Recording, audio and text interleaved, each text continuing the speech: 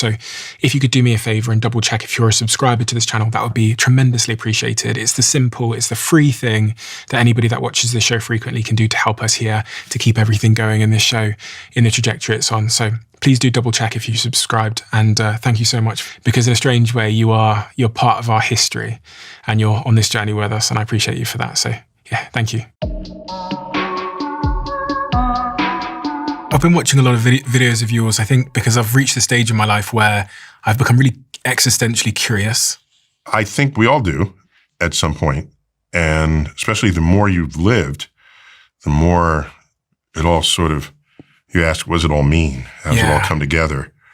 What will it mean to me in 5 years, 10 years? I don't know if you're old enough to think about your mortality, but that's a thing. When you have fewer years left than the years you've lived. And you can, I think the way they say it is you can have a good expectation to live as long as your parents did. I lost both of them in the last 5 years. So that's my horizon. And the fact that we die has a capacity to bring focus into the remaining time you're alive. Because think about it, if knowing you're going to die brings focus and purpose and resolve and action, then if you lived forever, what's your hurry?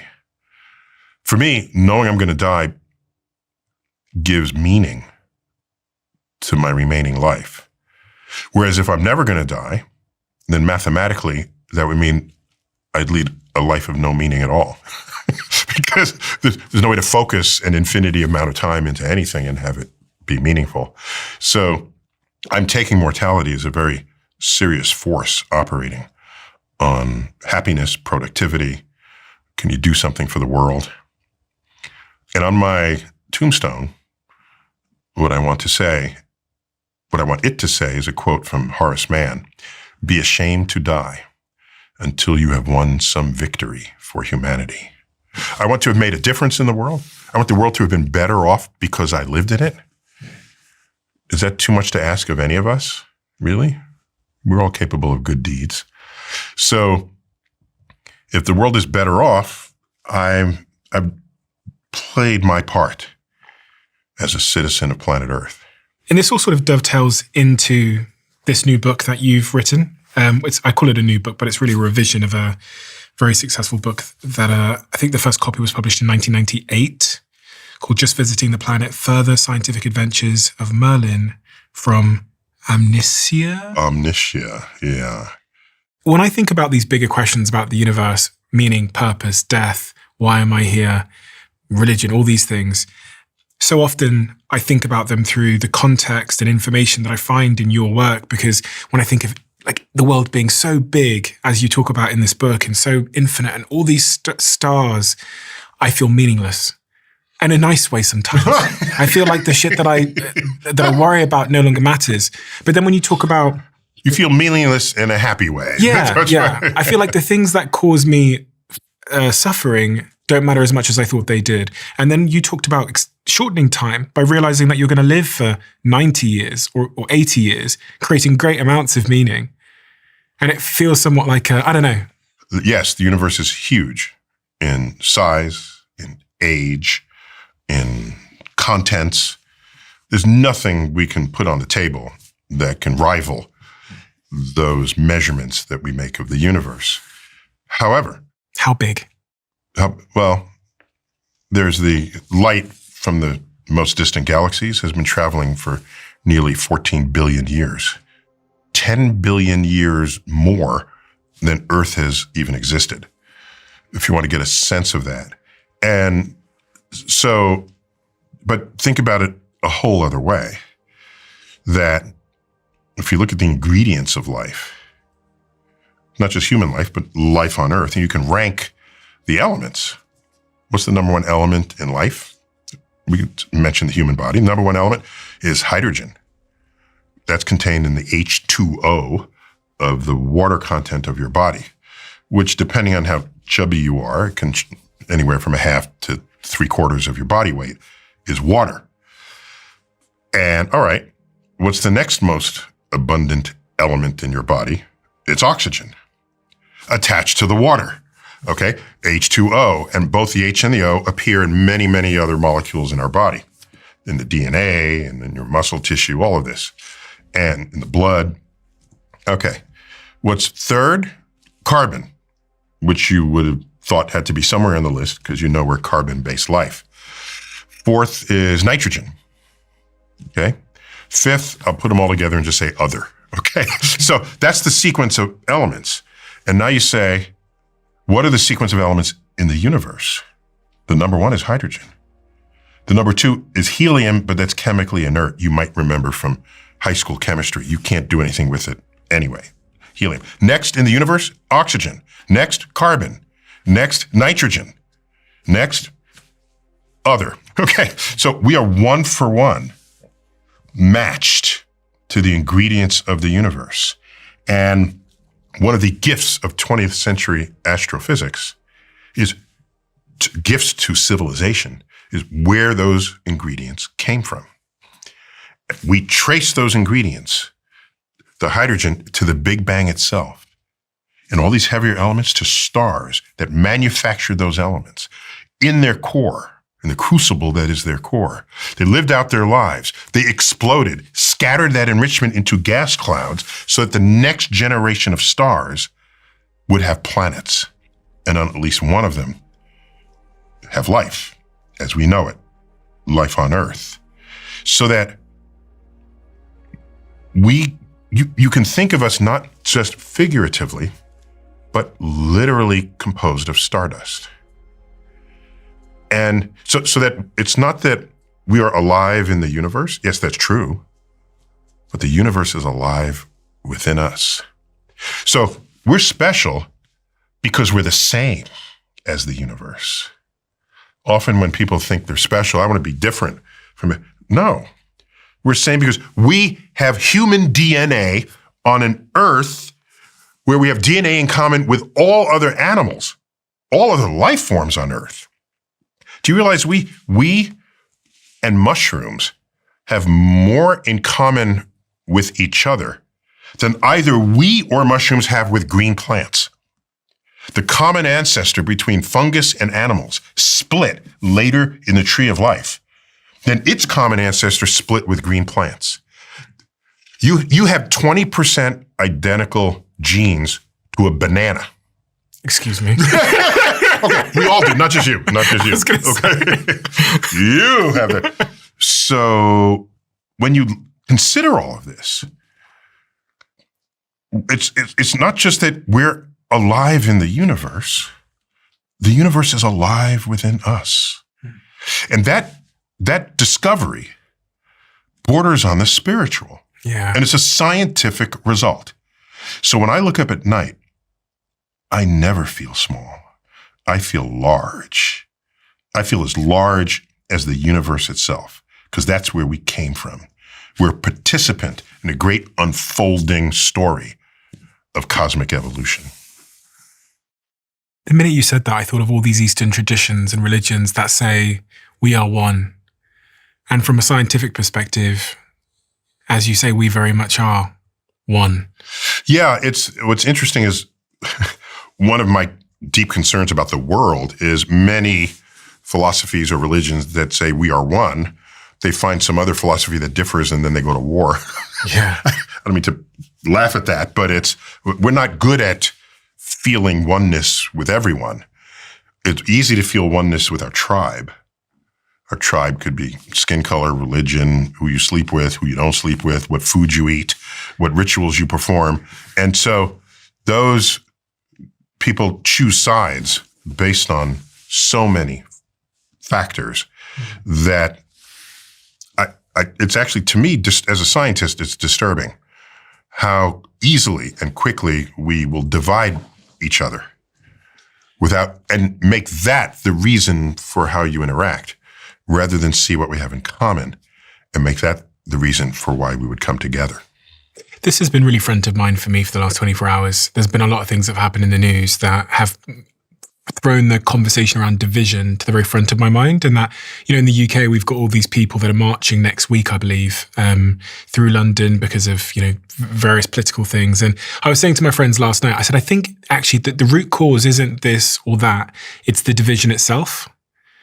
And you can overanalyze.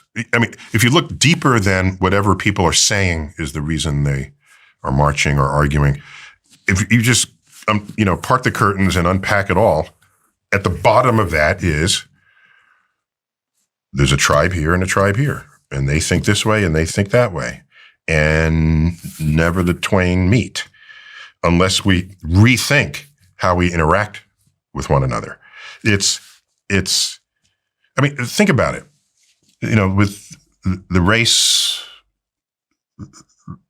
friction that existed around the world, but especially in colonial Europe and the slave trade and all of this. And okay, that's not good. It's bad. And all right, but then you look at World War I and World War II. That's white people fighting white people, slaughtering them in great numbers. So you can divide by skin color, but apparently people find plenty of reasons to divide and conquer, to divide and kill, to divide and oppress. And skin color is one in a long list of all the reasons people have given to the religious wars, to you worshiping the different God or worshiping the God differently. These are human beings. And, I wrote a whole book, I think one of those books in your stash there, that one, Cosmic Perspectives on Civilization, one in your left hand there.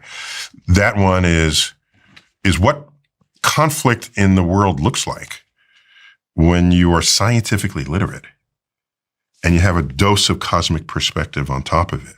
Give me the cosmic perspective, please. You're fighting over that line in the sand. When I'm out here at the moon looking at Earth, this fragile ecosystem, do you realize Earth's atmosphere is to Earth what the skin of an apple is to an apple in terms of thickness? So I see people trashing the planet, fighting one another, again, just based on who's on what side of the line in the sand, or who they worship, who they don't worship, or what their skin color is, or where they were born, what language they speak, what accent they have. And I step back, and from orbit, it's ocean, land, clouds. From the moon, there's Earth suspended there in space. I almost don't want to zoom in on it because people value what they think is true more than what is true. There are objective truths out there, but it's almost as though people fight and argue more vehemently the less evidence there is to support what it is they think is true. There's an old saying, if an argument lasts more than 5 minutes, then both sides are wrong. It's true probably 80, 90% of the time, but it's definitely something to think about. How have your spiritual and religious beliefs evolved throughout the course of your career based on all that you've come to know about the objective nature of the universe? Has there been an evolution? It depends on what you mean by evolution. I was raised Catholic. Yeah. But we were raised basically in a secular household, even though we would go to church every weekend. What I mean by that is, we come home, at no time do either of my parents say, don't do that, Jesus is watching. You keep that up, you'll go to hell. Do this because it'll please God. Never was there such a conversation as that in the household. So the household was driven by objective truths or life experience, as would be brought from elders to a next generation. Something that was more common in that generation than in the current generation, because now elders don't know anything about anything. Your kid comes up to you and say, Mommy, Daddy, I want to be a YouTube influencer. And you're saying, what? Go back to school. No. And then they become a YouTube influencer and they out-earn you. So the divide is greater than ever before between one generation and the next, for sure. But by the time I turned 8, I found that religious teachings less and less convincing. And so by the time I was 9, when I discovered the universe, or really the universe discovered me. A first visit to my local planetarium. So yeah, I wouldn't call it an evolution, but I will say this. You didn't ask this, but it relates. Before I was more recognized, I'd be on an airplane. What do you do? What do you do? Okay. They find out I do astrophysics. Then out come the questions. Okay. Well, tell me about black holes, relativity, the Big Bang, aliens. Okay. And would always land on God. And I used to give pretty straight, unforgiving answers to that question, to that inquiry. But then I thought that's not fair. There are people whose lives pivot around their religious beliefs and their spirituality. And just because I've been discounting it since I was 8, I shouldn't use that as a force against them. I should at least understand where they're coming from. So I systematically acquired religious books of all kinds. So I have the Torah. I have multiple copies of the Quran, Joseph Smith's account that led to the Mormons. I have multiple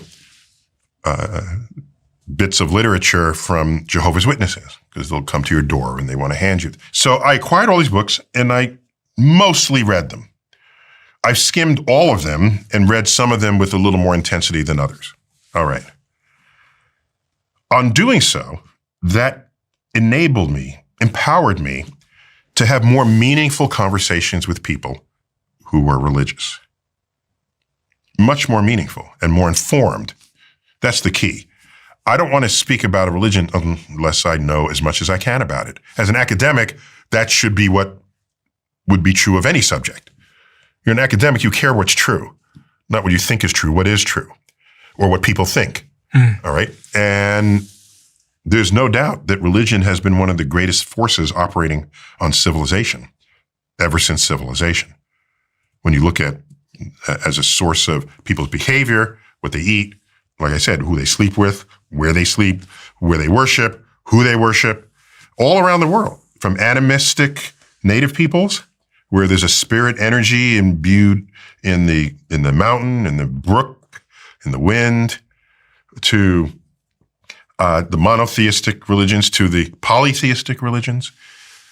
We don't call them that to put distance between us, but the Greek gods, it was their religion. We call it mythology. It was their religion. The Greek gods, the Roman gods. So I'm conversational in all of this, so that when someone says, how do I feel? What do I think? I can do that without just being obnoxious. And so, and have a meaningful conversation. I haven't done that. You haven't? No, I haven't. But it's such a good idea to do that, especially as someone in my position that does a lot of talking with people and asking questions. But the first thing that sprung to mind was, there was actually 2 questions that sprung to mind. The first was, how did that change you, reading all those books, outside of you being able to relate with those, being able to talk to them in a different way? And the second question, because I've watched Cosmos, I've watched it several times. It's one of me and my partner's favorite things to watch is you going from the very beginnings of time through the universe into where we are. You gotta love that calendar too. Oh my God, calendar. It's my favorite thing. Yeah, and I try and persuade everybody to watch that. But my question was about, because I watched that and I watched how the universe has evolved over time, or at least our understanding of it and how it came to be, is did humans evolve at some point to believe? Are we meant to believe? Well, so the best way to ask that is, let's go back to the earliest humans we have fossil records of. And we can go back to Neanderthal, for example. Neanderthal is a branch of hominids that went extinct, basically. There's some crossbreeding, and there's Neanderthal DNA in many humans today. But as a branch of the hominids, they went extinct. So the Neanderthal, then there's Cro-Magnon. We are Homo sapiens coming after Cro-Magnon. And so when you look at burial grounds, the Neanderthal buried their dead with things, with parts of their life, of the person who died. Now, why would you do that unless you had some belief that there was something more to come for that person? I mean, probably the people who took it to the limit were the Egyptians, all right, for the Egyptian royalty. I mean, they bury you with all kinds of stuff. Yeah.